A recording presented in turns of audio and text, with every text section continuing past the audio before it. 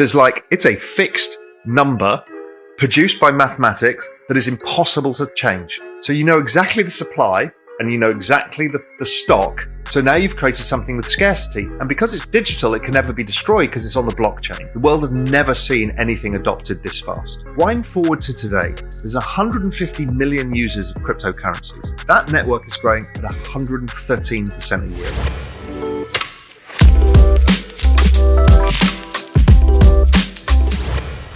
Welcome to Dream Richer.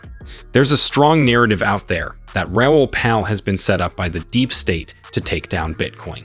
As some argue, he's nothing but a con artist whose only purpose is to talk down the price of Bitcoin. Today, however, Mr. Raoul puts all those claims to rest.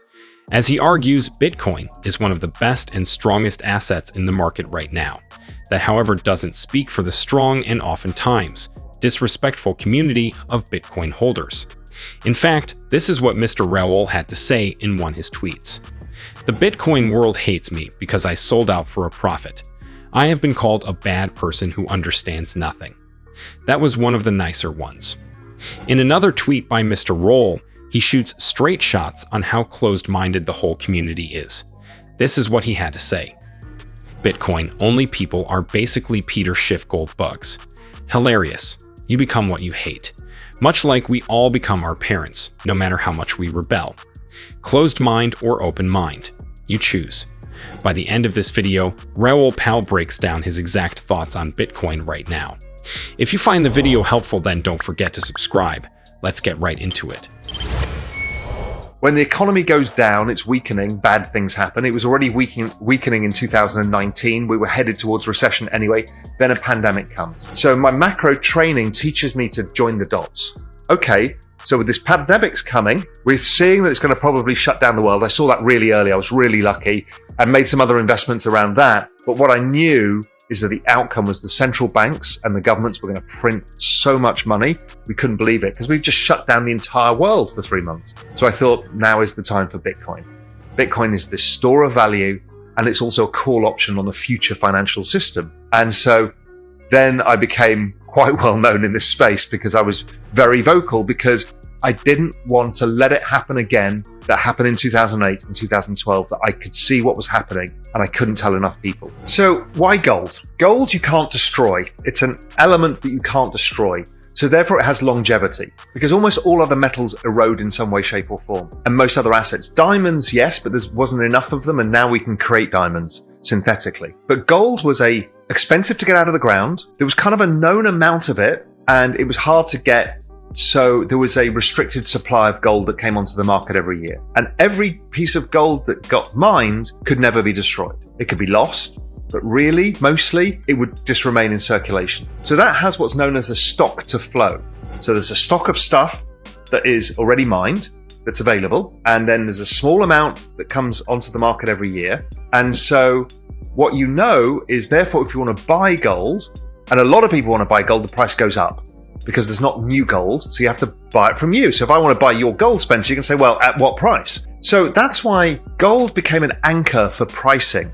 So in a world of fiat currency, inflation can happen or debasement of currency or other things. And gold became the kind of global currency. And the whole system was pegged on gold for hundreds of years. And gold has been used for several thousand years as a system of money. So I could pay you gold and buy a car from you. It's not that complicated to do, but it's doable. But it's a pretty clunky. Bitcoin comes along and it basically does this but via technology. So you now can't increase the amount of mining because you've suddenly found a new mine in Papua New Guinea. It's a fixed number produced by mathematics that is impossible to change. So you know exactly the supply and you know exactly the stock. So now you've created something with scarcity. And because it's digital, it can never be destroyed because it's on the blockchain.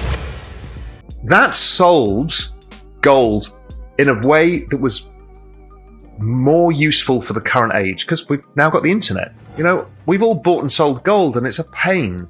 And you don't physically own it. And if you do, where do you store it in your house? And it's clunky and it's big and it's not easy to make a payment for a coffee or a car. I mean, I can do it, but it's not easy because we have to agree on the price of gold, all of this stuff. The internet connects everybody around the world. Everybody's got a mobile phone. We need money and a store of value that operates in that system. Global. And along comes Bitcoin and solves that. So, I just got off the phone to the founder of WazirX, who is the Indian crypto exchange. And Indians are the third largest adoption of crypto now because they intuitively get it. Their population is now on average 26 years old. So these are millennials ruling India. They've grown up with gaming. They've grown up with digital stuff. So here they go. They look at their parents with their gold stash, thinking, oh, my mum's got all these gold bangles. What's the bloody use? But if I have Bitcoin, I can store it, I can transfer it, I can use it all the time. And it gets around the issue of the Indian rupee devaluing. It gets around the rising prices. It's perfect for that generation. So India is going to be a vast market for this because Indians intuitively understand store of value. Raoul Pal is half Indian. As he argues, India could lead the way in adoption of Bitcoin and crypto at large. BitMEX, a top global crypto exchange, said, if Indian regulators take a progressive stance on cryptocurrencies, the country could turn the needle for mass market crypto adoption globally, given how fast the digital assets have grown in the last year. The combination of the strength of the economy, the demographics, and technological prowess makes India an ideal driving force in mass crypto adoption. Currently in India, as in many countries like Russia, a tug of war is taking place between the central bank that is advocating banning cryptocurrencies and government ministries like finance that want the country to participate in the new emerging Web3 economy. Do you think we will see India hold a strong position in the crypto adoption curve?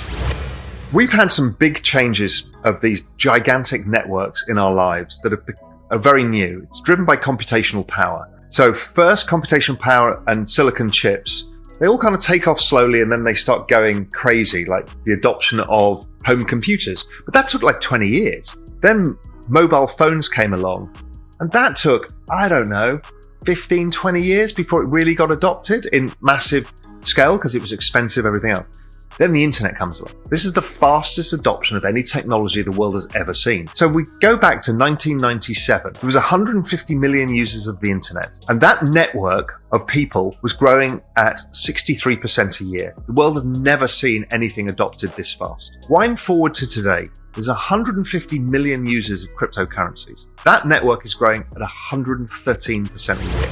It's clear from Raoul Pal's explanation that Bitcoin is indeed a strong asset. In his words, Bitcoin is the new digital gold that will replace our traditional gold, even though both are scarce, with limits on the amount that can be mined. However, Bitcoin is more easily transported and stored, and is impervious to counterfeiting, due to the security of its underlying blockchain network. Macro conditions may also favor Bitcoin, due to rising levels of debt in the legacy financial system, negative real interest rates, and the potential for traditional currencies to lose purchasing power. Governments are now learning to live with Bitcoin rather than ban it. Russia and India appear more open to taxing and regulating it. Likewise, the US government may be headed down a similar path, with tighter regulations and tax policies. Do you agree with Raoul Pal? Let us know in comments below. To learn more about the latest crypto news, watch these videos here.